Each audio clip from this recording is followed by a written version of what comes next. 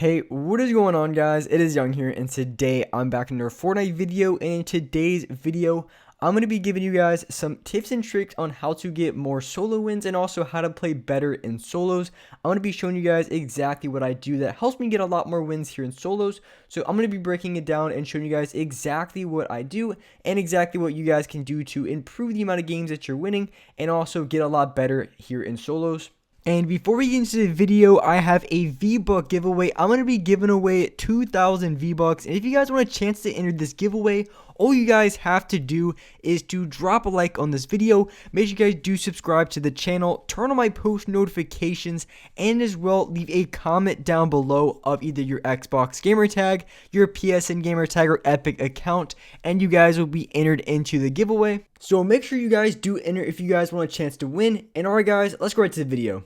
Alright, so I'm going to be talking through this gameplay. I think I dropped 16 kills in this game. I almost had 17. I think at the very end I got one of my kills stolen by, I think some guy shot him with an RPG. So almost was able to get these 17 this game. So I dropped 16 kills. I had a very, very good game. So I wanted to be giving you guys some tips and giving you guys some things that you can do that's going to help you guys win a lot more solo games and also just improve as solos in general. So one really important thing that you have to know when it comes to solos is you have to understand the playstyle that people play. Because when you're playing solos, I feel like a lot of you guys play a lot of squads because you play with a lot of friends.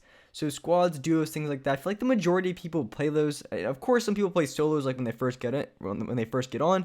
Sometimes their friends aren't on yet, maybe getting off of school, whatever the case may be. So, but I feel like most people in this game either play duos, either squads, something like that. So when it comes to duos and squads versus solos, I do really feel like the playstyle is completely different. And the one thing that I noticed in solos is when it comes to the players in solos, they play a little bit more reserved, they play a little bit more conservative, and they kind of play like complete pussies for the most part. They like to sit in boxes a little bit more, they like to sit back.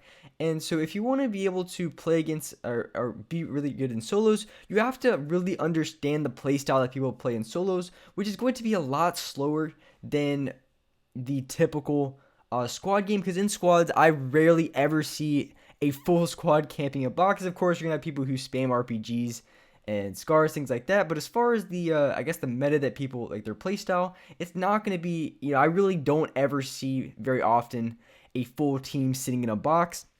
From time to time, maybe, but usually not in public matches. I really don't see too many people doing that in squads.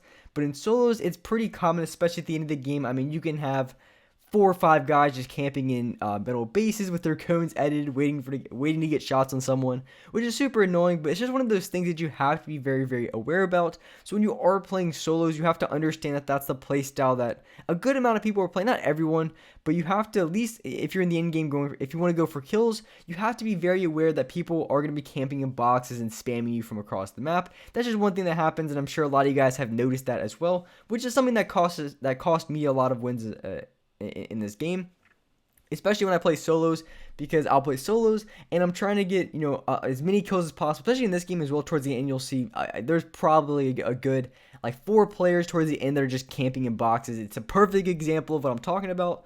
So when I am pushing these players, I have to be very, very quick, and I also have to make sure when I'm pushing them that I'm very aware that the other players could be getting shots at me at any time. So I need to have a position in which it allows me to get shots on the other player while also not getting just blasted by the other little Timmies camping in bases. So if you're the type of player that already plays a little bit slower, a little bit more passive, not necessarily just camping in boxes, but I mean like a little bit more passive of a player, then you really don't have to worry about this, because it's really only a problem when you try to go for kills in the late game or even mid game.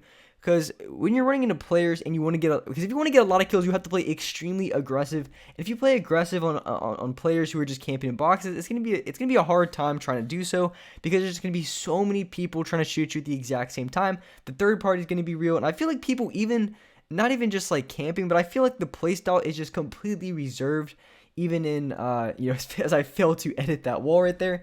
So I really do feel like people play a little bit slower. So I feel like people play and camp in boxes. I mean, for instance, like middle of gunfight, you get a shot on that player. I feel like they play even slower than they would in like a duos or squads games. And I feel like mainly because they feel a little bit more, I guess, a little bit more safe, I guess, if you will. So they feel a little bit more safe. So they're not going to be making as risky of a play in solos versus in a duos or squads game. So not only are people camping, usually people play a lot more conservative, a little bit more laid back than they normally would in other game modes. So that's just one thing you really do have to keep in mind if you want to go for a lot of solo wins. So in solos, if you want to be consistent, I would recommend just going for 8, 10 kill games and trying to get a lot of wins that way versus playing solos to get high kills. If you want to get high kills, 100% squads is going to be the by far the best game mode because people play a lot more aggressive, not necessarily aggressive. I mean, sometimes people can, but in the way that you're going to get challenged a lot more, and plus there's reboot vans, so there's going to be a lot more players in the game. So if you want to go for kills, 100% just recommend playing some squads with some friends. But if you are just looking for some casual wins, I feel like solo is going to be a really good game mode and you can win pretty easily. It's just only really a problem when you are trying to go for high kill wins in solos because of the play style that people have.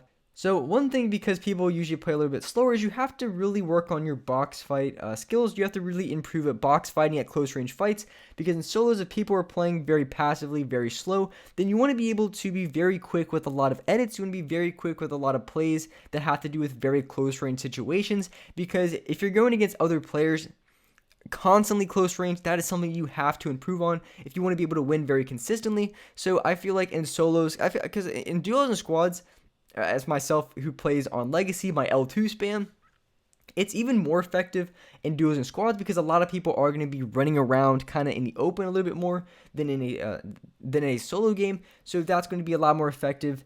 And in solos, it's a lot more close range because you might be able to get a few shots from range, but you're not going to be able to get any eliminations. You're not going to be hitting for a ton of damage from range. So your best bet is going to be really working on your close range. I mean, you can practice this by playing in box fights, which I do enjoy. I really do like playing box fights with friends. I feel like that's a very good way to improve, one of the best ways to improve in my opinion, because most of the gunfights in this game are close range either way. So really working on your close range gunfights and also working on your positioning is going to be huge when you are playing solos, because that's going to really be the determining factor on how many games you're going to be able to win and also how well you're going to be able to play and consistently improve. So working on, practicing box fights, practicing close range fights, different strategies, everything like that is going to be very helpful and very effective to do. And also notice when I was challenging this player, there was another guy, I think as of right now, like north. Basically, when I was running, they were to my right. When I challenged that first player, I challenged from the left. And the reason why I did so, because if I challenged from the right, this player that I'm now fighting would have shot at me the entire time. It would have been an absolute pain to fight. And as you can see, they're not like top tier players by any means, but just if they're sitting across the map spamming, they're just going to be super annoying to deal with and do a lot of damage. So that really has to do with my whole thing when I was talking about positioning, because you have to make sure your positioning is very good. Otherwise, the third parties are going to be real. You're going to be getting shot from every direction humanly possible. So there is a lot you have to consider when you are going into fights. Positioning is going to be huge, and I feel like it matters a great deal in solos just for that reason. So you don't get third party, because if people play very, very slow and you have bad positioning, you're going to get third partied. I mean, almost every single fight. It's just going to be insane. You're going to get third party by every person, every team in the game. So having good positioning and just really ultimately being aware where everyone is in the game. So if you know someone's going to be your left, then if you know a player's in front of you, then you want to challenge from that left side. You don't want to challenge from the same side that you can possibly get shot at. So for example, when I was in Loot Lake and I challenged that player who was in front of me, I challenged from the left side because that guy was sitting in a box to my right, so I didn't want to get shot from both people at the exact same time. So I challenged in a way that I wasn't going to be getting shot from both players at the same time. Only one player was going to be able to shoot at me, and that was going to be the player that I was currently fighting. And this is really just super important, because if people play very quick in this game, then it really isn't a big deal, because the gunfights are going to be ending very fast. But if people play extremely slow, then that is something you just have to do. Otherwise, the gunfights are going to be dragged out, and what's going to happen is you're going to be in a gunfight, you're going to light this player up, they're going to camp in a box, and then you're going to get spammed from like 300 yards out, and then finally that guy who was sitting in a box for 15 minutes is finally going to challenge, because after 15 minutes of waiting, you finally got shot from a different direction. It's just a pain. So positioning is just a huge thing and something you want to keep in mind. And with that being said, that's gonna wrap it up for this video. If you guys enjoyed this video, if you guys liked it, make sure you guys do hit that like button, subscribe to the channel if you guys are new, turn on my post notifications so you guys can get notified for every single new video. And alright guys, I'll see you next video.